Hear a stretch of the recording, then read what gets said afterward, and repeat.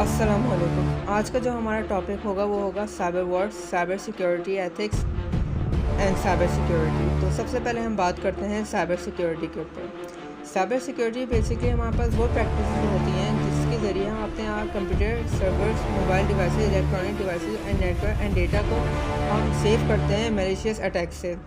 जो दूसरी टर्मिनोलॉजीज़ होती हैं जो साइबर सिक्योरिटी की जगह हम इस्तेमाल कर सकते हैं वो है हमारे पास technology security, electronic information security.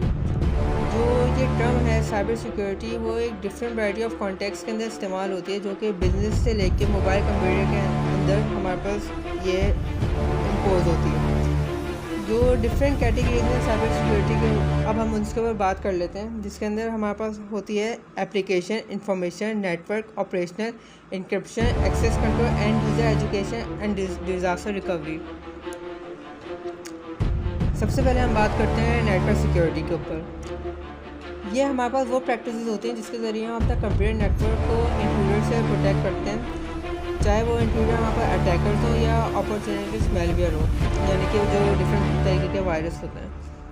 इसके बाद हमारे पास जो साइबर सिक्योरिटी की जो ब्रांच है उसके अंदर हमारे पास आती है एप्लीकेशन सिक्योरिटी। ये बेसिकली इसका जो फोकस होता है वो हमारे जो सॉफ्टवेयर होता है और जो डिवाइसेस होते हैं उसको थ्रेट से महफूज रखना होता है। एक कॉम्प्रोमाइज एप्लीकेशन हमारा जो प्राइवेट डेटा होता है उसको जो हैकर्स होते हैं उसको एक्सेस कर सकते हैं आसानी से। तो इस वजह से ये एप्लीकेशन सिक्योरिटी बहुत इंपॉर्टेंट रोल प्ले करती है हमारे डिवाइस को सेफ रखने के लिए। इसके अलावा जो एप्लीकेशन सिक्योरिटी होते हैं वो हमारे पास जो डेवलपमेंट स्टेज है वहीं से प्रोग्राम के अंदर शामिल होनी चाहिए, कि ये नहीं कि एप्लीकेशन डिप्लॉय होने से के बाद हम इसको देख रहे हो। ये डिज़ाइन स्टेज के अंदर ही हमारे पास जो है इसके अंदर वर्किंग शुरू हो जानी चाहिए। इसके बाद जो हमारे पास आती है वो है इंफॉर्मेशन सिक्योरिटी। इंफॉर्मेशन सिक्योरिटी हमारे पास बेसिकली हमारी इंटेग्रिटी और प्राइवेसी ऑफ डेटा को प्रोटेक्ट करती है, बोथ स्टोरेज एंड ट्रांसलेट के अंदर, यानी कि जब हमारे पास डेटा स्टोर हो या जब हम डेटा की ट्रांसमिशन कर रहे हो। इसके अलावा जो हमारे पास आता है वो ऑपरेशनल सिक्योरिटी होती है। ये basically decision for handling and protection of data assets के अंदर काम आती है। ये बेसिकली यूज़र को एक्सेस देती है कि कौन कौन से यूज़र हमारे पास को एक्सेस मिलेगी, यानी कि कौन कौन सी परमिशन होगी जब वो यूज़र हमारे नेटवर्क के अंदर काम कर रहा होगा। इसके अलावा जो प्रोसीजर एंड जो रूल्स होते हैं कि डेटा किस तरीके से स्टोर होगा वो भी इसी के अंदर शामिल होती है। इसके बाद हमारे पास है एंड यूज़र एजुकेशन। ये हमारे पास सबसे अनप्रेडिक्टेबल साइबर सिक्योरिटी का फैक्टर होता है, क्योंकि इसके अंदर हम बेसिकली जनरल पब्लिक को एड्रेस कर रहे होते हैं। इसके अंदर ये होता है कि हमारे पास कोई वायरस गलती से कोई इंटरनेट से डाउनलोड कर ले, या इसके अलावा USB से जो वायरस USB है वो अपने सिस्टम में ला के अपने सिस्टम करप्ट कर ले।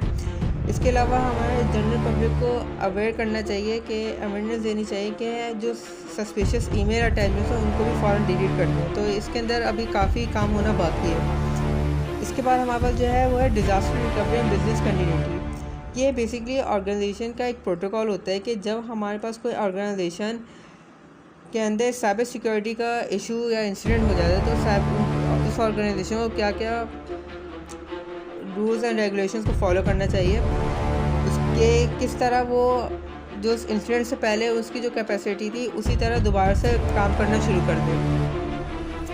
इसके बाद हम बात करते हैं साइबर एथिक्स के ऊपर। साइबर एथिक्स बेसिकली हमारे पास वो बिहेवियर होता है, वो रिस्पॉन्सिबिलिटी होती है जो हमें इंटरनेट के ऊपर एज अ यूज़र इस्तेमाल करनी चाहिए, जिसके वजह से हम अपनी एवरीडे लाइफ के अंदर जो एथिक्स होते हैं उनको अपने इस्तेमाल करते हैं कि किसी की चीज़ ना लेना या किसी को नुकसान ना पहुंचाना। साइबर एथिक्स के अंदर हमारे पास बेसिकली आ जाता है कि हमें जो रूल्स होते हैं वो होते हैं कि हमें रूड और ऑफेंसिव लैंग्वेज इस्तेमाल नहीं कर सकते, साइबर बुलिंग नहीं कर सकते, प्लेगरिज्म से हमें बचना है, किसी और के कंप्यूटर के अंदर हम हैक नहीं कर सकते, किसी और का पासवर्ड इस्तेमाल नहीं कर सकते, और वो हम अटैम्प्ट नहीं कर सकते जिसके ज़रिए से किसी और का कंप्यूटर अनयूजेबल हो जाए। इसके अलावा हमें कॉपीराइट रिस्ट्रिक्शंस के अंदर हमें काफ़ी ख्याल रखना है जब भी हम कुछ डाउनलोड कर रहे हो इंटरनेट से, या जिसके अंदर हमारे पास सॉफ्टवेयर, गेम्स या म्यूजिक और या म्यूज़िक कुछ भी हम डाउनलोड करें तो उसके अंदर हमें इस कॉपीराइट रिस्ट्रिक्शन का खास ख्याल रखना चाहिए। अब हम आ जाते हैं साइबर वॉर के ऊपर। बेसिकली साइबर वॉर हमारे पास जो होता है उसकी डिफरेंट टर्मिनोलॉजीज़ होती हैं, जिसके अंदर साइबर वॉर और साइबर वॉरफेयर दोनों हम इसको कह सकते हैं। ये हमारे पास जो वॉर होती है वो बेसिकली लड़ी जाती है कंप्यूटर और कंप्यूटर नेटवर्क्स के ज़रिए। ये हमारे पास जो स्टेट लेवल होती हैं, state level war, military war, जिसके अंदर प्रॉक्सीज भी शामिल होती हैं कि एक स्टेट दूसरी स्टेट को किस तरीके से साइबर वॉर के अंदर नुकसान पहुँचा सके, ये सब हमारे पास इसी के अंदर आ जाता है, जो ये गवर्नमेंट और मिलिट्री ज़्यादातर इस्तेमाल कर सकते हैं। जो गवर्नमेंट और मिलिट्री नेटवर्क्स होते हैं उनको डिस्टर्ब करना, डिस्ट्रॉय करना या उनका एक्सेस डिनाई कर देना, वो सब साइबर वॉर के अंदर शामिल होता है। जो बेसिकली मेन अटैक्स हैं वो साइबर वॉर के, वो ब्रूट फोर्स अटैक है। ब्रूट फोर्स अटैक जिसके अंदर हमारे पास हम पासवर्ड सक्सेसफुली गेन कर सकते हैं, क्रेडेंशियल स्टफिंग होती है हमारे पास, फिशिंग है, स्पेयर फिशिंग होती है हमारे पास, और मेलवेयर अटैक्स होते हैं।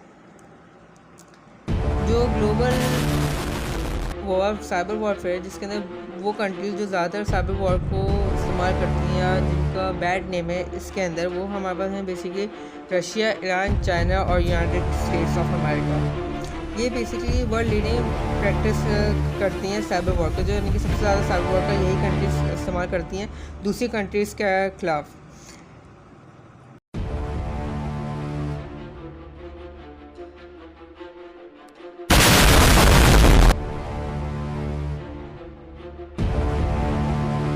के अंदर सबसे पहले हमारे पास जो इंसिडेंट सामने आया वो एक साइबर गैंग है पोर्टुगीज़ के अंदर, जिन्होंने ऑक्सफोर्ड यूनिवर्सिटी के रिसर्च सेंटर के अंदर हैक किया और वहाँ पे जो कोविड-19 वैक्सीन की जितनी भी इंफॉर्मेशन थी वहाँ से उनको स्टील करके डिफरेंट नेशंस को सेल आउट कर दिया। इसके अलावा कोरियन हैकर्स ने 12 से ज़्यादा कंट्रीज़ की डिफरेंट फर्म्स को अटैक किया।